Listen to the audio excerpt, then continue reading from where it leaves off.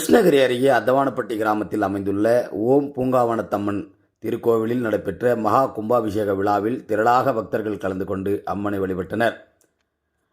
கிருஷ்ணகிரி அருகே உள்ள அத்தவானப்பட்டி கிராமத்தில் எழுந்தறிந்துள்ள அருள்மிகு ஓம் பூங்காவனத்தம்மன் திருக்கோவில் மகா கும்பாபிஷேக விழா 3 நாட்கள் கணபதி ஹோமத்துடன் துவங்கி நடைபெற்று வந்தது.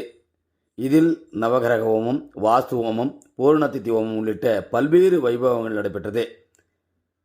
இந்த மகா பூஜையில் புண்ணிய நதிகளில் இருந்து கொண்டு வரப்பட்ட புனித நீர் கொண்டு கலசங்களில் வைத்து பூஜைகள் செய்யப்பட்டு புனித நீர் அடங்கிய கலசத்தை சுமந்தவாறு புனித நீரினை வேத மந்திரங்கள் முழக்க குருக்கள் சக்தி ஐயப்பன் தலைமையில் சிவசாஸ்திரியார்கள் கோப கலசத்தின் மீது ஊற்றி மகா கும்பாபிஷேகம் செய்யப்பட்டது. இதனைத் தொடர்ந்து மூலவரான ஓம் பூங்காவனத்தம்மனுக்கு சிறப்பு அபிஷேகம் செய்யப்பட்டு பக்தர்களுக்கு தீர்த்த பிரசாதமும் வழங்கப்பட்டது.